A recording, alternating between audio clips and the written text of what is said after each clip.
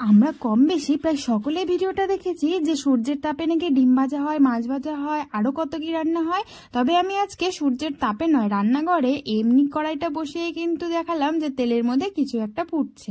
তবে সেটা কিভাবে সেটা জানতে হলে প্লিজ ভিডিওটি শেষ পর্যন্ত দেখুন।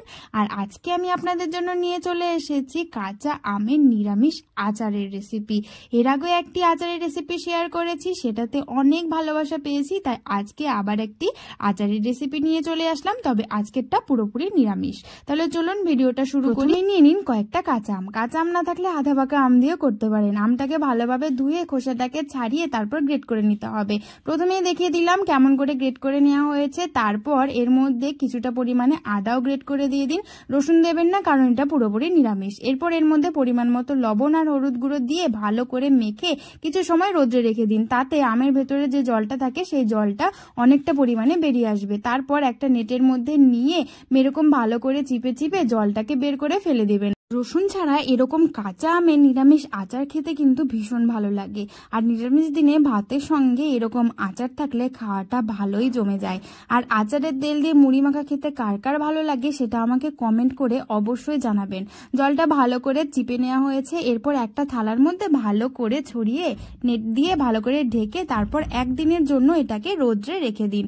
ভালোভাবে রোদ হয়ে গেলে, শুকিয়ে গেলে তারপর এটাকে তুলে নিন। আমাদেরটাও হয়ে গেছে। এরপর এটাকে হাত দিয়ে ভালো করে ছাড়িয়ে নিতে হবে। এরপর এর মধ্যে দিয়ে দিতে হবে বিট লবণ।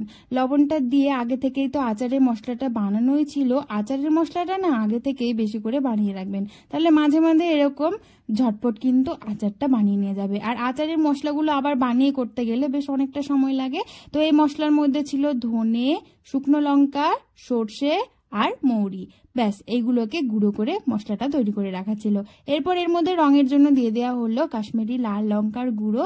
রংটা ভালো না হলে কি আর খেতে ভালো লাগে।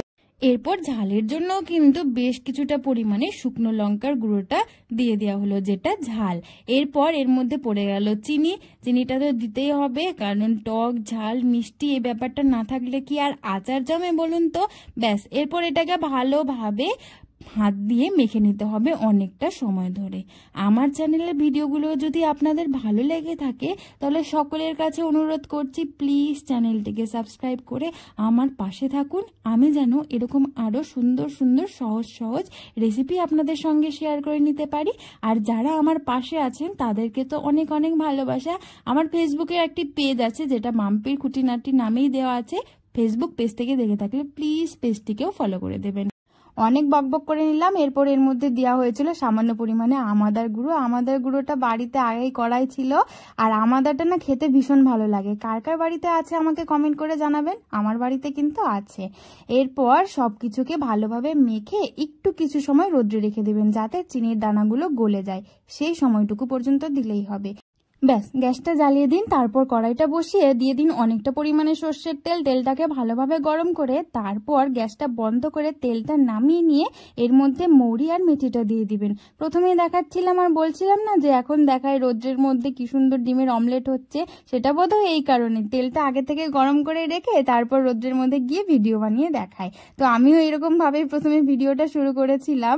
যাই হোক, তারপর তেলটা ভালোভাবে একটু ঠান্ডা করে নিয়ে এরপর আচারের মধ্যে দিয়ে ভালোভাবে মিশিয়ে নিয়ে কোনো একটা কৌটোর মধ্যে ঢুকিয়ে নিলেই কিন্তু তৈরি হয়ে গেল একদম পুরোপুরি ভাবে নিরামিষ কাঁচা আমের আচার। আজকের ভিডিওটি আপনাদের কেমন লাগলো সেটা আমাকে অবশ্যই কমেন্ট করে জানাবেন। আর আচারগুলো বাড়িতে কিন্তু বানিয়ে দেখবেন, খেতে ভীষণ ভালো লাগে। আর এইভাবে তৈরি করে না আচারটা বেশ 1 বছর পর্যন্ত কিন্তু ঠিকঠাক থাকে আর একই রকম টেস্ট থেকে যায়। ভিডিওগুলো ভালো লাগলে প্লিজ কমেন্ট করবেন। সকলকে অনেক অনেক ভালোবাসা। সকলেই ভালো থাকবে।